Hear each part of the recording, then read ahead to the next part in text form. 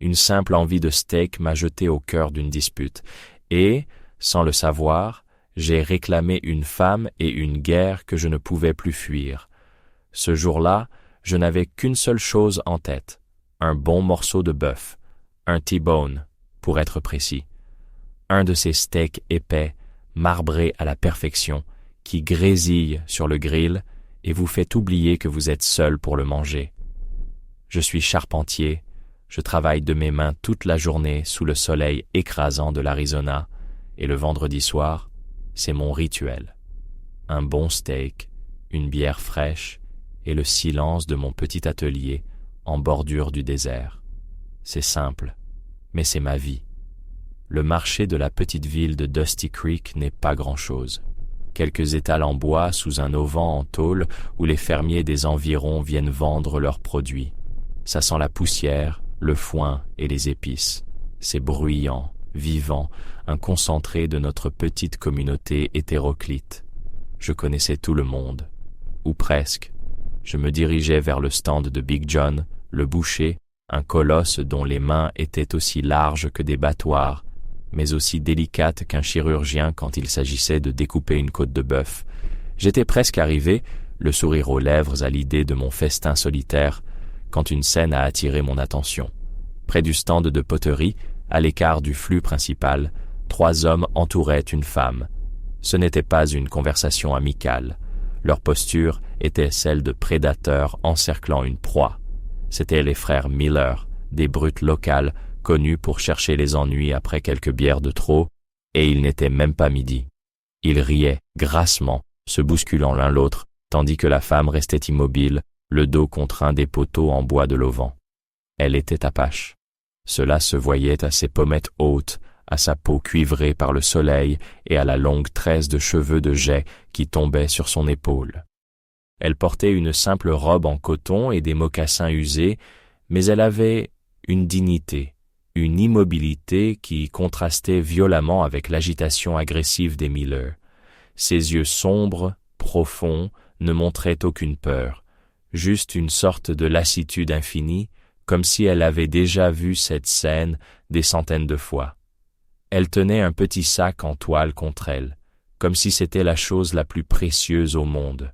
« Allez, la squaw, sois pas timide », lança l'aîné des Miller, en postillonnant presque sur elle. « On veut juste voir ce que tu caches dans ton sac, sûrement un truc que t'as volé.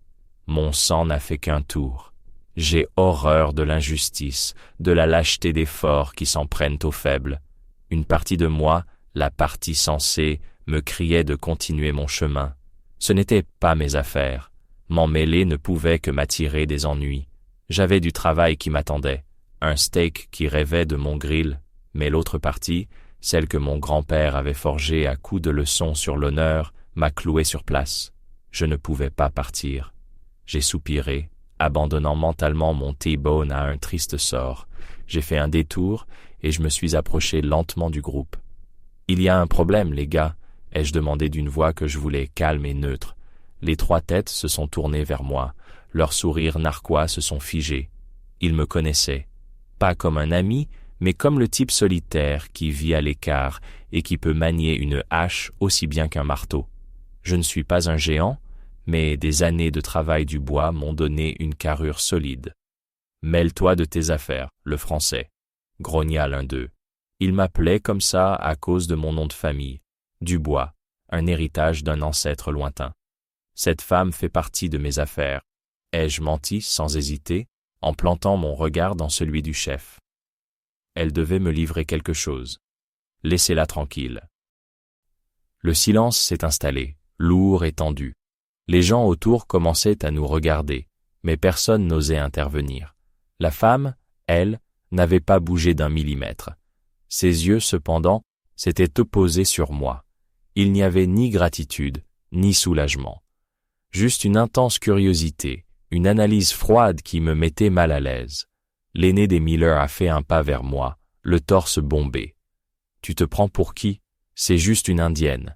Elle n'a rien à faire ici. »« Elle a autant le droit d'être ici que vous, » ai-je répliqué, sentant la colère monter. « Maintenant, écartez-vous. » Il a eu un rire sans joie. Ou quoi? Tu vas nous taper avec une planche? Il a levé la main, non pas pour me frapper, mais pour attraper le sac de la femme. C'était un geste de défi, un test, et à cet instant, je savais que les mots ne suffiraient plus. J'ai contracté les poings, prêt à prendre le premier coup, quand une voix puissante a retenti derrière nous. Assez. C'était Big John, le boucher. Il avait contourné son étal, un énorme couperet à la main, qu'il essuyait nonchalamment sur son tablier maculé de sang. Les Miller, si vous ne fichez pas le camp de mon marché dans les 10 secondes, je vous jure que je vais vous découper en morceaux si petits que même les coyotes n'en voudront pas. Face à Big John et son couperet, même les frères Miller savaient qu'ils n'avaient aucune chance. Ils ont grommelé quelques insultes, m'ont jeté un regard plein de promesses de représailles et se sont éloignés en direction du saloon. Le calme est revenu. Les badauds se sont dispersés.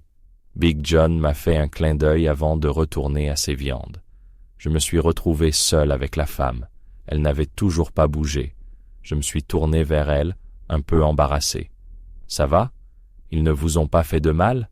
Elle a finalement baissé les yeux vers le sol, puis les a relevés pour me fixer. Son visage était impassible, mais son regard était une tempête. Elle a fait un pas en avant, sortant de l'ombre du poteau. Elle était plus petite que je ne le pensais, mais elle dégageait une force incroyable. « Vous n'auriez pas dû faire ça », a-t-elle dit d'une voix basse, presque un murmure, mais clair comme le son d'une cloche dans le silence. J'ai froncé les sourcils. « Pardon? Je vous ai aidé. »« Aidé ?» Elle a eu un petit hochement de tête, presque imperceptible. Dans mon peuple, quand un homme intervient pour défendre une veuve sans protecteur face à ses ennemis, il ne fait pas que l'aider. Il prend la place de celui qui est parti. En faisant ça, vous m'avez réclamé. Selon les anciennes coutumes, vous êtes désormais responsable de moi. Mon cerveau a dû faire un court-circuit. J'ai éclaté d'un rire bref et nerveux, un son qui m'a semblé totalement déplacé dans le silence qui s'était installé. Me réclamer? Responsable de vous? Madame, je crois qu'il y a un énorme malentendu. Je suis juste un type qui passait par là et qui n'aime pas les brutes. C'est tout. Ça ne va pas plus loin. Elle n'a pas scié. Ses yeux sombres me dévisageaient avec une gravité qui a fait mourir mon rire dans ma gorge. Il n'y a pas de malentendu. Les Miller sont les frères de l'homme qui a tué mon mari. Depuis sa mort, ils me tourmentent. Ils veulent les terres de ma famille. Vous vous êtes interposé. Vous les avez défiés publiquement pour me protéger. Aucun homme n'a fait ça depuis que Tala est parti. Chaque mot était une pierre qu'elle posait sur un édifice invisible, mais incroyablement solide. Je sentais le poids de cette construction m'écraser. Écoutez, je suis désolé pour votre mari, vraiment, mais je ne peux pas. Je ne suis pas... Ce n'est pas ma vie. Je suis charpentier. Je vis seul. Je ne connais rien à vos coutumes. Vous n'avez pas besoin de les connaître. Vous avez besoin de les honorer, a-t-elle répondu, sans la moindre trace d'émotion dans la voix. C'était un fait, pas une requête. Je commençais à paniquer un peu. Les gens nous observaient de loin. Big John secouait la tête derrière son comptoir, l'air à la fois amusé et préoccupé. J'ai passé une main dans mes cheveux, cherchant une issue. Bon, d'accord. Disons que j'accepte cette responsabilité pour la forme. Qu'est-ce que ça veut dire, concrètement? Je dois vous raccompagner chez vous? Une lueur presque imperceptible a traversé son regard. Je n'ai plus de chez moi. Les Miller ont brûlé ma ferme la semaine dernière. Le sol s'est dérobé sous mes pieds. Cette femme n'était pas seulement une veuve harcelée, c'était une réfugiée. Mon geste, que je croyais anodin, venait de prendre des proportions catastrophiques. « Alors, où allez-vous » ai-je balbutié. « Là où vous allez » a-t-elle dit simplement. J'ai failli m'étouffer avec ma propre salive. Non, non, non, non, absolument pas. Je vis dans un atelier, au milieu de nulle part. Il n'y a pas de place. Ce n'est pas un endroit pour vous. Ce sera ma place, a-t-elle affirmé, comme si c'était la chose la plus évidente du monde. Elle a serré son petit sac en toile contre elle. « Je m'appelle Nita. »« Dubois », ai-je répondu machinalement. « Jean-Luc Dubois, mais ça ne change rien. Vous ne pouvez pas venir avec moi. » J'ai décidé de mettre un terme à cette conversation absurde. J'ai tourné les talons, je suis allé au stand de Big John et j'ai acheté le premier steak qu'il m'a tendu, sans même vérifier si c'était un T-bone. J'ai payé, j'ai marmonné un au revoir et je me suis dirigé d'un pas rapide vers mon vieux pick-up Ford garé au bout de la rue. Je n'ai pas osé me retourner. Je pouvais sentir son regard planté dans mon dos, plus brûlant que le soleil de midi. J'ai démarré le moteur avec un rugissement qui a fait sursauter un chien errant. En jetant un coup d'œil dans le rétroviseur, je l'ai vue. Elle était sortie de l'ombre de l'auvent et se tenait au milieu de la route poussiéreuse, immobile, me regardant partir. Une vague de culpabilité m'a submergé, mais je l'ai repoussée. Ce n'était pas mon problème. Je ne l'avais pas invitée dans ma vie. Le trajet jusqu'à chez moi dure une vingtaine de minutes. 20 minutes pendant lesquelles son visage impassible s'est superposé à la route droite qui fendait le désert. Je me suis traité d'idiot, de lâche. J'aurais dû la conduire au bureau du shérif ou chez le pasteur, n'importe où. La laisser seule au milieu du marché après avoir provoqué les Miller était la pire des solutions. Mais que disait-elle? Qu'ils avaient brûlé sa ferme. Le shérif n'avait rien fait? Quand j'ai enfin aperçu la silhouette familière de mon atelier, un grand hangar en bois et en tôle que j'avais construit moi-même, j'ai poussé un soupir de soulagement. Ici, c'était mon royaume.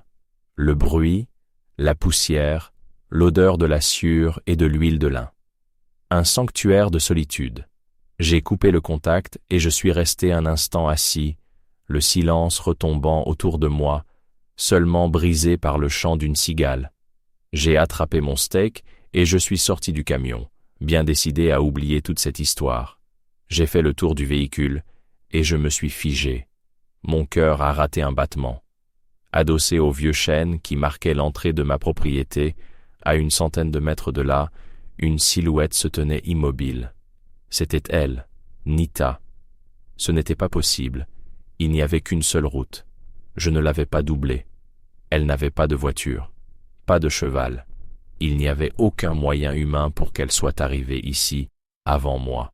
Pourtant, elle était là, son petit sac en toile posé à ses pieds, sa longue tresse noire flottant doucement dans la brise chaude du désert. Elle me regardait, sans surprise, sans hâte, comme si elle avait toujours été là. Elle m'attendait. J'ai cligné des yeux, persuadé que le soleil et la poussière me jouaient des tours. Mais elle était bien là, aussi réelle et solide que le chêne contre lequel elle s'appuyait. Mon cœur battait la chamade, un mélange de peur et d'incrédulité. J'ai marché vers elle, mon steak oublié dans ma main, l'emballage en papier commençant à se tacher de sang. « Comment diable êtes-vous arrivé ici ?» ai-je demandé, ma voix plus rauque que je ne l'aurais voulu. Elle a attendu que je sois à quelques pas d'elle pour répondre. « Le désert a de nombreux chemins, Jean-Luc Dubois. Tous ne sont pas faits pour les roues de votre machine. » Sa réponse, loin de me rassurer, n'a fait qu'épaissir le mystère qui l'entourait. J'ai secoué la tête, essayant de trouver une explication logique. Elle avait dû faire de l'autostop, trouver un raccourci incroyable. Mais au fond de moi, je savais que c'était plus que ça. Il y avait dans son immobilité, dans son calme absolu, quelque chose qui n'appartenait pas à mon monde de clous et de poutres. Une partie de moi voulait hurler, lui ordonner de quitter ma propriété sur-le-champ. C'était une violation, une intrusion dans mon sanctuaire. Mais une autre partie, plus silencieuse, était clouée sur place par la vision de cette femme seule qui avait perdu sa maison, son mari, et qui se tenait maintenant devant moi comme si j'étais son dernier rempart contre le chaos du monde. La culpabilité de l'avoir abandonnée au marché est revenue en force. J'ai poussé un long soupir, un son de défaite. Très bien, entrez. Je ne lui ai pas tenu la porte. Je suis entré dans l'atelier, qui servait aussi de pièce à vivre, et j'ai posé le steak sur le comptoir en bois brut qui me servait de cuisine. L'endroit était un désordre organisé. Des outils accrochés au mur, des copeaux de bois dans les coins, l'odeur entêtante de la sciure, de la térébenthine et du café froid. Elle m'a suivi à l'intérieur, ses mocassins ne faisant aucun bruit sur le sol en béton. Elle s'est arrêtée au milieu de la pièce, son regard balayant l'espace sans jugement, juste avec une attention tranquille. Elle a posé son petit sac à ses pieds. « Je n'ai pas grand-chose à vous offrir », ai-je dit sèchement, pour masquer mon trouble. « Il y a un matelas dans la mezzanine. C'est là que je dors. Vous pouvez prendre le canapé. Les toilettes sont derrière ce paravent. Ne touchez à rien sur mon établi. » Elle a simplement hoché la tête. Pas un mot de remerciement, pas une plainte. Juste une acceptation silencieuse qui était presque plus déconcertante qu'une effusion de gratitude. Le soir est tombé. La gêne était palpable. J'ai allumé le grill à l'extérieur comme tous les vendredis, mais le rituel avait perdu sa saveur. Je me sentais observé. Finalement, je n'ai pas pu me résoudre à manger ce steak énorme tout seul devant elle. J'en ai coupé un bon morceau et je le lui ai tendu dans une assiette en fer-blanc avec un quignon de pain. Elle l'a accepté avec ce même hochement de tête solennel.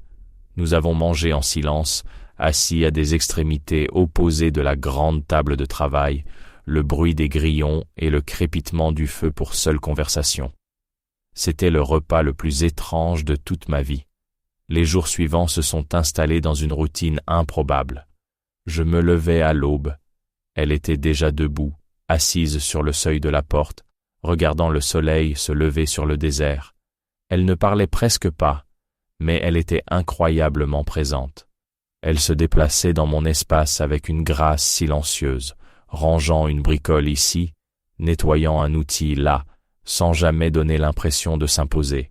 Elle semblait connaître les plantes qui poussaient autour de l'atelier, cueillant des feuilles que je n'avais jamais remarquées pour en faire des infusions au goût amer et terreux. Lentement, sans que je m'en rende compte, sa présence a cessé d'être une intrusion pour devenir autre chose, une sorte de point d'ancrage silencieux dans ma journée. Parfois, je levais la tête de mon travail et je la voyais, assise à l'ombre du chêne, en train de réparer une couture de sa robe avec un fil qu'elle semblait avoir sorti de nulle part. Elle ne me regardait jamais travailler, mais je sentais qu'elle était consciente de chacun de mes gestes. Je ne lui posais pas de questions sur son passé, sur son mari ou sur les Miller, et elle ne m'en posait pas sur ma solitude. Nous étions deux étrangers cohabitant dans un silence respectueux, chacun avec ses fantômes. J'avais presque réussi à me convaincre que cette situation pouvait durer, que les Miller l'oublieraient, qu'ils nous oublieraient. C'est une semaine plus tard que mon fragile équilibre a volé en éclats. C'était un matin comme les autres.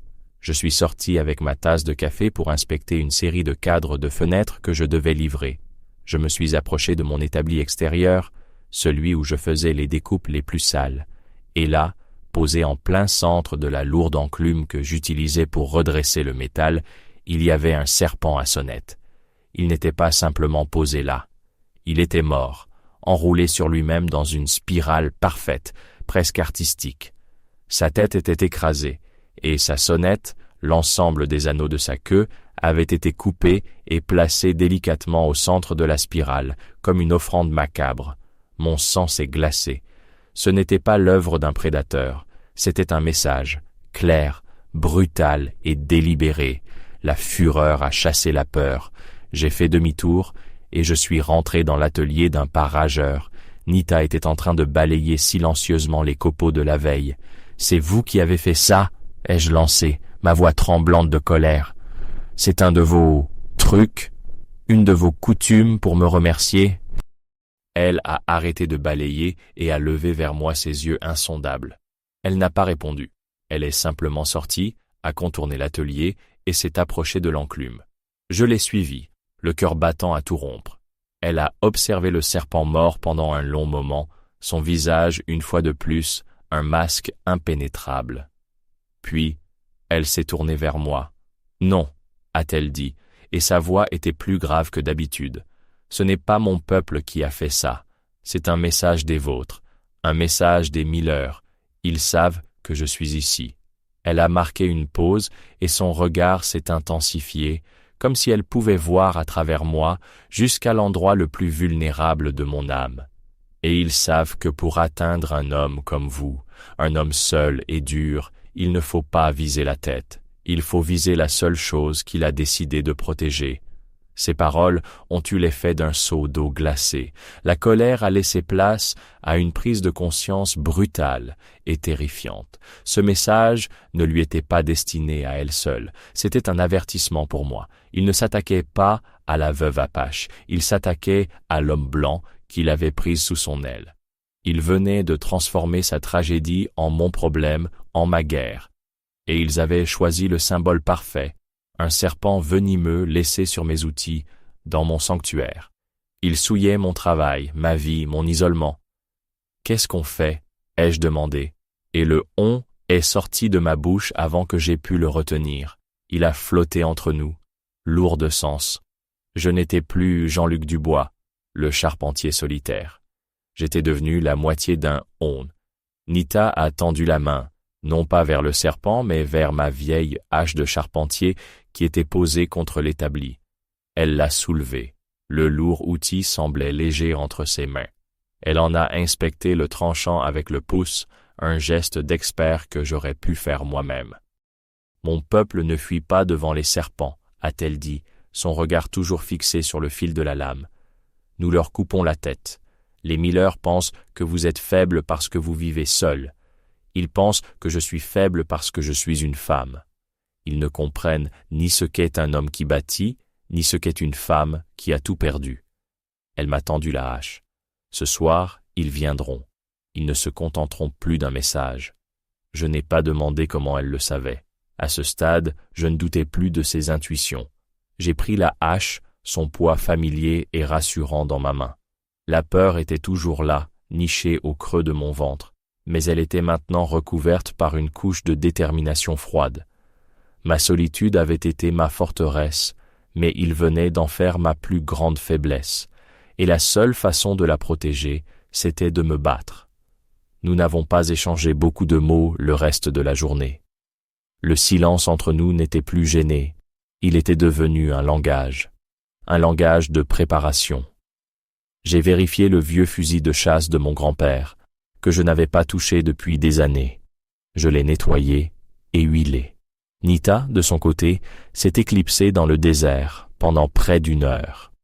Elle est revenue avec des branches et des herbes que je ne connaissais pas.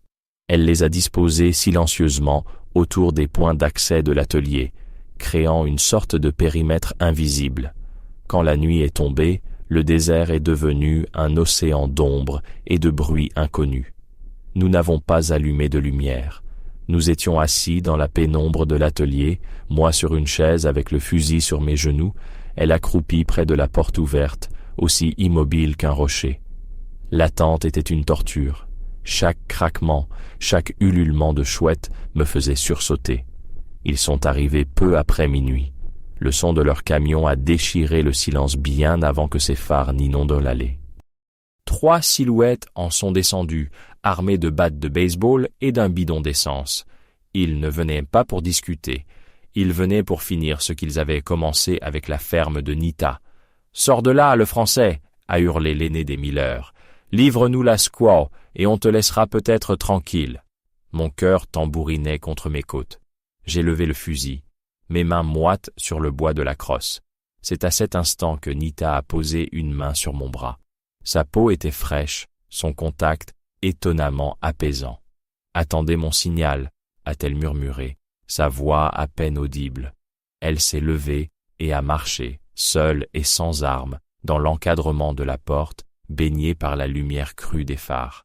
Les Miller ont ri, un rire gras et victorieux. « Regardez ça, elle vient toute seule, elle sait ce qui est bon pour elle. » Nita a levé les mains, elle a commencé à chanter.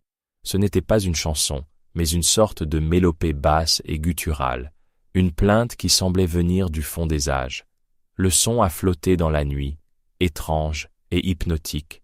Les rires des Miller se sont tus, remplacés par une confusion méfiante. « Qu'est-ce qu'elle fabrique » a grommelé l'un d'eux.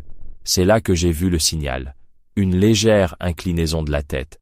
J'ai épaulé le fusil, j'ai visé le phare gauche de leur camion, et j'ai tiré. L'explosion a retenti comme un coup de tonnerre, plongeant la moitié de la scène dans l'obscurité. Simultanément, Nita a frappé le sol du pied. Un cercle de feu a jailli autour du camion.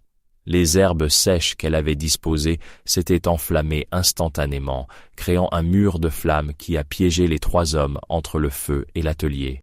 La panique les a saisis, ils ont crié, se sont agités, aveuglés par le phare restant et effrayés par les flammes soudaines. J'ai rechargé et j'ai tiré sur le 2e phare, les plongeant dans l'obscurité quasi totale, seulement éclairée par les flammes dansantes. « C'est terminé les Miller !»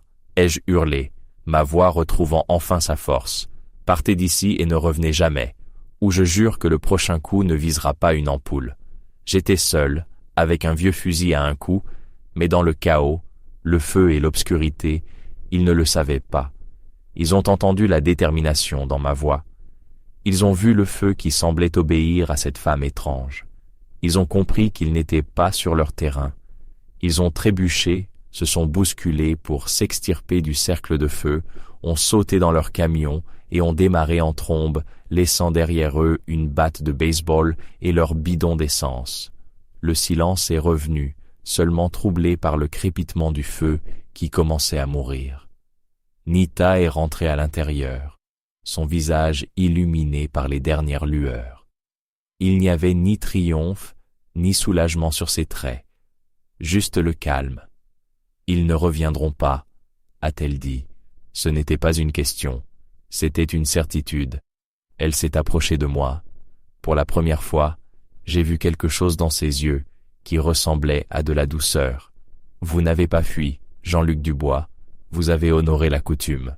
Mon mari aurait été fier de vous. » Ce jour-là, j'étais allé au marché pour un steak. Je suis rentré chez moi avec un problème qui a failli me coûter la vie. Mais en regardant Nita dans la pénombre de mon atelier, au milieu de l'odeur de poudre et d'herbes brûlées, j'ai compris que j'avais trouvé bien plus. Je n'avais pas seulement gagné une bataille contre des brutes, j'avais brisé les murs de ma propre forteresse de solitude. Ma vie ne serait plus jamais simple, mais pour la première fois depuis des années, je n'étais plus seul. Et cette idée, loin de m'effrayer, me semblait être la plus belle chose qui me soit arrivée.